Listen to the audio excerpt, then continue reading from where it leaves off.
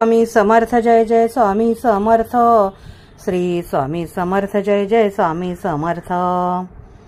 माझ्या प्राणप्रिय स्वामी भक्तांनो, अक्कलकोट स्वामी या चॅनलमध्ये मी तुमचं स्वागत करते आहे आणि सगळ्यांच्या इच्छा लवकरात लवकर पूर्ण होत म्हणून मी स्वामी चरणी प्रार्थना करत आहे आणि तुमच्या सगळ्यांच्या इच्छा लवकरात लवकर पूर्ण होत।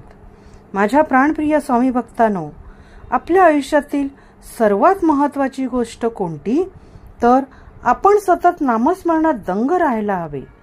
सर्वभूती परमेश्वर आहे हे सत्य स्वीकारून प्रत्येकाने प्रेमाने वागायला हवे, निरपेक्ष प्रेम करायला हवे, तरच परमेश्वराची आपल्यावर कृपा होते। अवतारी पुरुष आपल्या आयुष्यात आपोआप येतो आणि आपले आयुष्य समृद्ध करून जातो। ही प्रत्यक्ष अनुभव घेऊनच जगायची गोष्ट आहे। म्हणून तुम्ही एकच करा, सतत नामात राहा। भगवंत चिंतनात अखंड दंग असणारा एक गोसावी तीर्थयात्रा करीत थेट रामेश्वरापर्यंत पोहोचला होता। अनेक दिवसांच्या प्रवासामुळे तो खूप थकला होता। त्याच्या अंगात त्राण शिल्लक राहिले नव्हते। त्यातच या गोसाव्याला जलोदर झाला, त्यामुळे अंगातली शक्ती क्षीण होत गेली। उठून बसण्याची ताकद सुद्धा राहिली नाही त्याच्याकडे। त्याला काय करावे ते कळेना झाले। तो रामेश्वराची करुणा भाकू लागला। एके रात्री त्याला स्वप्न दृष्टांत झाला। तर तो काय स्वप्न दृष्टांत होता पहा। एक तेजपुंज संन्यासी त्याच्या स्वप्नात येऊन गोसाव्याला म्हणाला, अक्कलकोट स्वामींकडे जा, तुला बरे वाटेल। त्याने गोसाव्याला सांगितले त्या संन्याशाने की तू अक्कलकोट स्वामींकडे जा म्हणजे तुला बरे वाटेल। आणि हा स्वप्न दृष्टांत झाल्यानंतर त्याला अचानक जाग आली। बाहेर अजून काळोख होता। त्याने उठायचा प्रयत्न केला तेव्हा त्याच्या लक्षात आले की आपल्या पायात थोडी ताकद आली आहे। उठून उभा राहिल्यावर त्याच्या पुन्हा लक्षात आले की पाऊल टाकताना काही त्रास होत नाही आहे। गोसाव्याला फार आनंद झाला।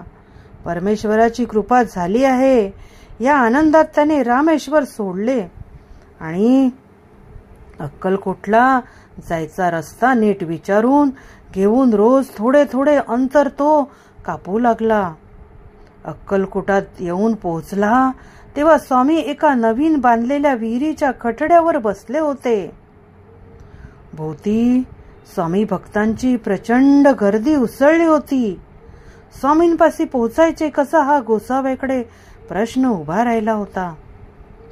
स्वामींनी गोसाव्याला पाहिले होते आणि सेवेकऱ्यांना सांगितले की या गोसाव्याला इकडे घेऊन या।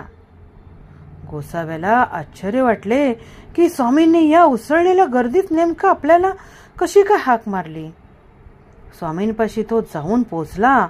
त्याने स्वामींच्या चरणावर आपला भक्तिमाता ठेवला। त्या क्षणी त्याच्या सर्वांगातून वीज सळसळत गेली आणि आश्चर्य म्हणजे सर्वांग पिसासारखे हलके झाले होते। त्याने वर पाहिले तेव्हा त्याला भगवंताचे सगुण साकार दर्शन झाले होते आणि गोसाव्याला खूप आनंद झाला होता। तो स्वामींकडे पाहतच राहिला होता। तेव्हा त्याच्या लक्षात आले की स्वप्न दृष्टांत स्वामींनीच घडवला होता आणि आपल्याला अक्कलकोटला बोलवून घेणारे हे स्वामीच आहेत। स्वामींनी गोसाव्याला सांगितले की रोज कडुलिंबाचा थोडा पाला खा। रोज कडुलिंबाचा थोडा पाला खाल्ल्यामुळे तुझ्या पोटाची स्वच्छता तो पाला करेल आणि 8 दिवसात तू खडबडीत बरा होशील।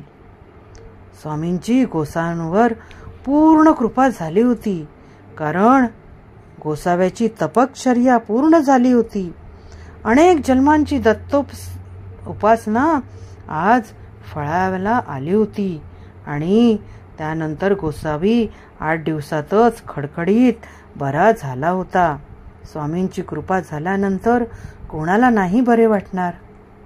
तर अशा ह्या स्वामींची कृपा होते ते लोकांना खूप खूप बरे वाटते आणि या अशा स्वामींच्या लीला आहेत.